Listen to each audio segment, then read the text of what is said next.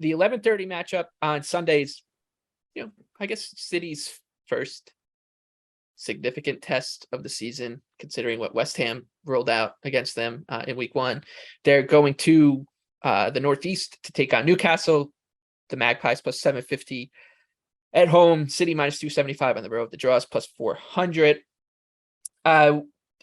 We talk a lot last season about City unders, about how just with good teams, the over is always going to be a little inflated because people will see Kevin De Bruyne, Erling Haaland, Phil Foden, perhaps Bernardo Silva if he sticks around, Riyad Mahrez, etc. Go down the list, and they just think they're going to be goals in the City side. City can cover an over under of 3 in the first 25 minutes of a game if they really wanted to, and that usually puts some value on the under. I think it's a good bet here because of how patient Manchester City is. Like they are kind of lumbering. They'll put you to sleep and then they'll find the right path. That's how Pep wants them to play. And I just don't think Newcastle is the team that's going to bring them out of that shell, even at home. So I like the under here at 3 minus 115. Other than that, I don't have anything to say about the money line. I think the price is still a little too low on Newcastle to be interesting. BJ, what do you have here? Yeah, something similar. Both teams scored no at even money. I mean, City, rightfully so, massive favorite again. First 2 matches, they've looked fantastic, especially defensively. I mean, 0.5 total XG allowed, 9 shots and 17 touches in their own penalty area. Those are dominant type numbers. And I mean, this is just continuation of last season when they only allowed 0.64 non-penalty expected goals per match. And we're number 1 in pretty much every single defensive metrics. And I mean, listen, Newcastle, they were bad offensively against Brighton. I mean, they created 0.2 expected goals, 4 shots, and 14 touches in the penalty area. So what do you think they're going to do against City?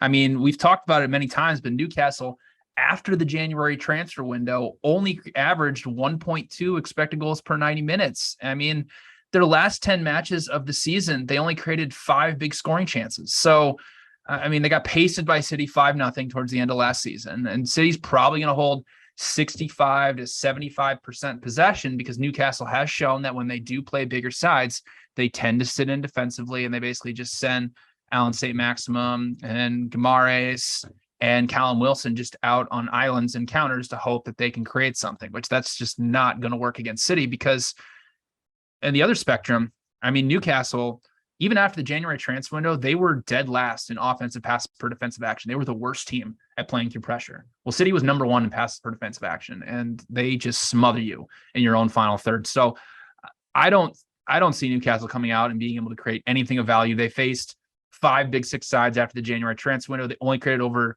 1 expected goal once. It was against Arsenal in the second to last game of the season. So I'm playing both teams to score no at plus 100. I have it projected at minus 130. So I think you're getting some good value on City getting a clean sheet, or, if a red card happens, then there could be some craziness. So this ends up being 0-0. So both teams to score no at minus 105 for me.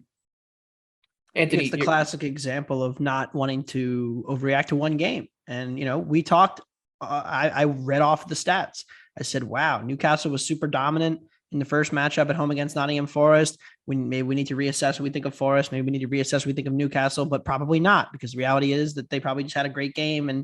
And I think we talk on this podcast a good amount about teams who are bad favorites and good underdogs, like the Palace and the Brightons of the world that we like to bet because they struggle a little bit. Well, I think Newcastle might kind of be the opposite, right?